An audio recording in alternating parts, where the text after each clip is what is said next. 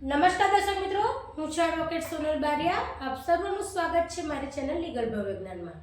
દર્શક મિત્રો, આજે હું તમને જણાવીશ કે જ્યારે તમારે ફ્રીની અંદર વકીલની જરૂરત હોય, એટલે કે તમે મફત વકીલ રોકવા માંગો છો, તેવા સંજોગો દરમિયાન કયા કયા ક્રાઇટેરિયા હોય છે કે જે વ્યક્તિ એ મફત વકીલની સહાય મેળવી શકે છે.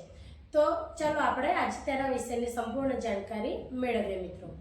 સૌપ્રથમ તમને જણાવી દઉં મિત્રો કે આપણા ભારત દેશના બંધારણની અંદર દરેક નાગરિકને એટલે કે દરેક વ્યક્તિને સમાન ન્યાય મેળવવાનો અધિકાર છે, પરંતુ તેની અંદર કેટલાક એવા સમુદાય છે કે જેને મફત કાનૂની સહાયની જરૂર હોય છે, કારણ કે તેમની જે ક્રાઇટેરિયા હોય છે, આવકની જે મર્યાદા હોય છે, તેના કારણે તે કોઈ વકીલને રોકી શકતા નથી અને તે ન્યાયથી વંચિત રહી જાય છે. એટલા માટે દર્શક મિત્રો, રાજ્ય સરકાર દ્વારા એક શું કહેવાય કર્તવ્ય બને છે કે દરેક વ્યક્તિને કે તેમને જે ન્યાય મેળવવાનો હોય છે તે ન્યાય મળી રહે, તેના માટે દરેક જિલ્લા કક્ષાએ, તાલુકા કક્ષાએ કાનૂની સેવા સત્તા મંડળ નામની એક ઓફિસ બનાવે. બરાબર છે. હવે આ તમે ત્યાં આગળ જઈને તમારી જે પણ ફરિયાદ છે કે તમારી જે પણ સમસ્યા છે તેનું નિરાકરણ મેળવી શકો છો. હવે હું તમને જણાવું મિત્રો કે આ કાનૂની સેવા સત્તા મંડળ છે શું. તો દર્શક મિત્રો, દરેક તાલુકા લેવલે કે જિલ્લા લેવલે જેટલી પણ કોર્ટો છે, એ કોર્ટની અંદર એક સ્પેશિયલ પ્રકારની એક ઓફિસ જેવું હોય છે. ત્યાં આગળ આ જે કાનૂની સેવા સત્તા મંડળ છે તે કાર્યરત હોય છે. બરાબર છે મિત્રો. આની જે શરૂઆત છે એટલે કે આ કાયદો કાનૂની સેવા સત્તા મંડળ એ 1987ની આવ્યો. બરાબર છે. અને 9 નવેમ્બર 1995ની અંદર તે સમગ્ર ભારત દેશની અંદર અમલવારી કરવામાં આવ્યો. હવે મિત્રો, આ જે કાનૂની સેવા સત્તા મંડળ છે તે જે વ્યક્તિને મફતની અંદર કાનૂની જે એડવોકેટની જરૂર હોય છે, વકીલની, તે પૂરી પાડે છે.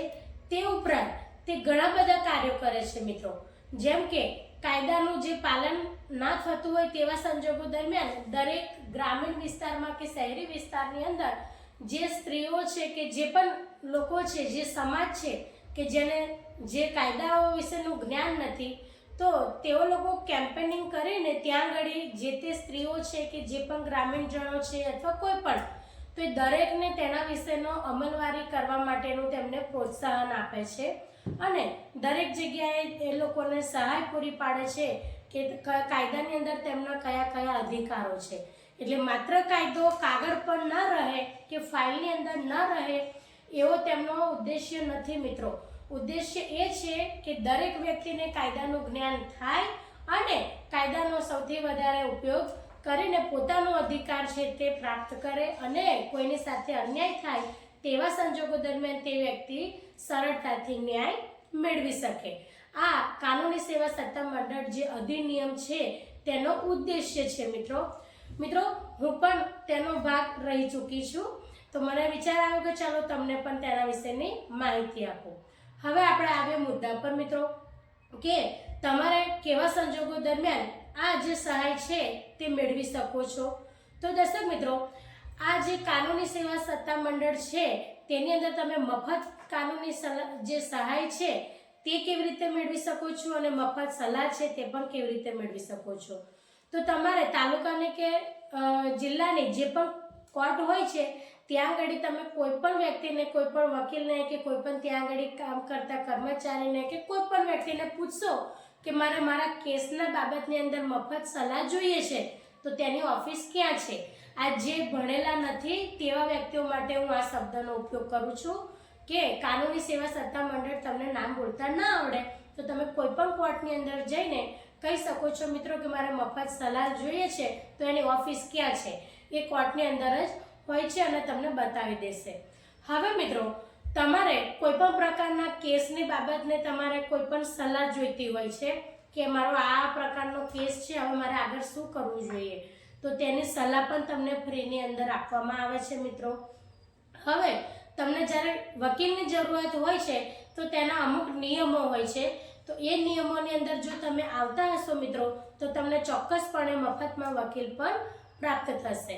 તો ચાલો મિત્રો આપણે સૌપ્રથમ નિયમો જાણીએ. તો તમારી જે વાર્ષિક આવક છે એટલે કે આખા વર્ષની આવક 1 લાખ રૂપિયા હોવી જોઈએ અથવા એનાથી ઓછી હોવી જોઈએ. તેવા સંજોગો દરમિયાન મિત્રો તમને મફત વકીલ રોકી આપવામાં આવે છે તમારા કેસના સંબંધમાં. બરાબર છે. હવે મિત્રો આ જે સહાય છે બરાબર મફત કાનૂની તે બીજા કોને કોને મળે છે? તો જે મહિલાઓ છે તેમની માટે આવકની કોઈ પણ મર્યાદા નિર્દેશ કરવામાં આવેલ નથી. કોઈ પણ સ્ત્રી હોય તેને મફત વકીલ મળી શકે છે. તે ઉપરાંત અનુસૂચિત જાતિ અને અનુસૂચિત જનજાતિના જે પણ વ્યક્તિઓ છે તેમને પણ મફત સહાય મળે છે મિત્રો. બરાબર છે. અને તેમને આ જે પણ સલાહની જરૂર હોય છે તે પણ પૂર્ણ કરવામાં આવે છે.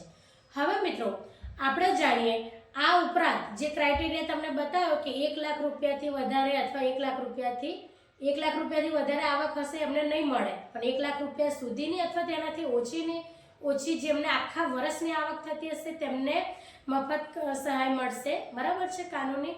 તે ઉપરાંત અનુસૂચિત જાતિ જનજાતિ મહિલાઓ તે સિવાય બીજા કોને કોને મળી શકે? તો જે વ્યક્તિ જેલમાં છે મિત્રો. બરાબર છે. અથવા કોઈ પણ પ્રકારનો કેસ ચાલુ છે અને તે વ્યક્તિ જેલમાં છે તો તેવી વ્યક્તિને પણ આ કાનૂની સેવા સત્તા મંડળ દ્વારા મફત સહાય મળી શકે છે.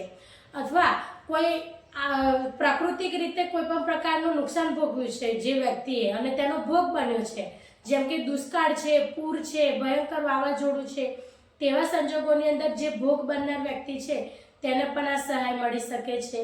તે ઉપરાંત કોઈ પણ વ્યક્તિ છે કે જે માનવ તસ્કરીનો ભોગ બન્યો છે, કોઈ વ્યક્તિને ઉઠાવી ગયા છે, સ્ત્રી હોય, પુરુષ હોય, બાળક હોય કે કોઈ પણ હોય, તો એ જે ઉઠાવી ગયા છે, માંડ બચીને આવ્યું છે તે વ્યક્તિ, બરાબર છે, માનવ તસ્કરીમાં આવે. બરાબર. તો એવી જે ભોગ બનનાર વ્યક્તિ છે તેને પણ આ સહાય મળી શકે છે મિત્રો.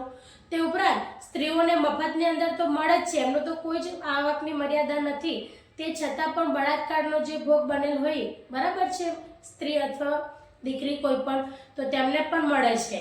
તે બરાબર છે. કોઈ અસ્થિર વ્યક્તિ છે કે જેનું માનસિક રીતે સંતુલન નથી બરાબર, પરંતુ તેનો એવી રીતે ભોગ બનેલ છે વ્યક્તિ કે તેને ન્યાય મેળવવો આવશ્યક છે, તેવા સંજોગો દરમિયાન તેવી વ્યક્તિને પણ આનો લાભ મળે છે. હવે મિત્રો આ જે કાનૂની સેવા સત્તા મંડળ છે તે 3 પ્રકારે કામ કરે છે: રાષ્ટ્રીય લેવલે, રાજ્ય લેવલે અને તાલુકા લેવલે. બરાબર. જો તમારો કેસ તાલુકા કોર્ટની અંદર હોય તો તાલુકા કાનૂની સેવા સત્તા મંડળ હોય છે. જો તમારો હાઈકોર્ટની અંદર કેસ હોય તો જિલ્લા કાનૂની સેવા સત્તા મંડળનો હોય છે. અને જો તમારો કેસ મિત્રો સુપ્રીમ કોર્ટમાં હોય, બરાબર છે, તેવા સંજોગો દરમિયાન તમારે નેશનલ કાનૂની સેવા સત્તા મંડળ હોય છે. અથવા તો મિત્રો સુપ્રીમ કોર્ટની પણ કાનૂની સહાય સમિતિ હોય છે. તે જ રીતે હાઈકોર્ટની પણ કાનૂની સહાય સમિતિ હોય છે મિત્રો. બરાબર છે.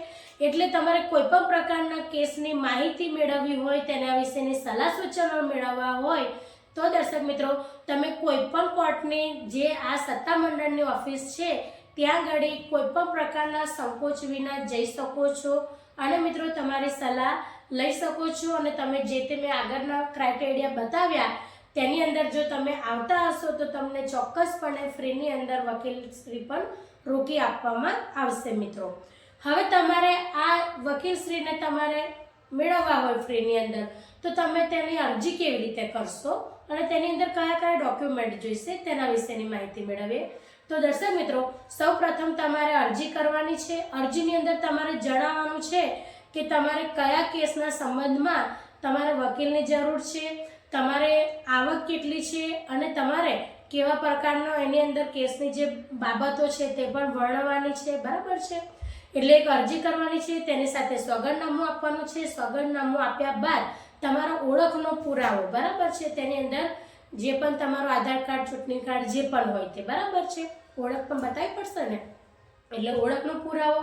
તે ઉપરાંત તમારો જે કેસ જે સંબંધિત છે તે કેસના સંબંધિત બધા જ તમારા કાગળિયા, બરાબર છે, સરળ ભાષામાં કહો તો, એટલે કે એના જે પણ તમારા કાગળિયા હોય અથવા તો તમે એવું કહી શકો કે બધા તમારા કેસને લગતા પેપર્સ એ તમારે આપવાના રહેશે.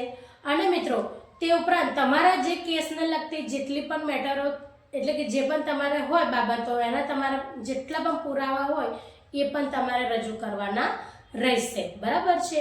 આ અરજી આપ્યા બાદ તમે 1 લાખથી ઓછી આવક ધરાવતા હશો વાર્ષિક, અથવા તો સ્ત્રી છો તો આવકની જરૂર નથી, તમે માત્ર સ્ત્રી છો અથવા અનુસૂચિત જાતિ જનજાતિ છો, આગળના જેટલા પણ મેં દર્શાવ્યા એ ક્રાઇટેરિયાની અંદર આવતા હશો તો પછી તમારી અરજીને સ્વીકારવામાં આવશે અને તમારે જે કેસ છે તે તમને લડવામાં મદદરૂપ થશે।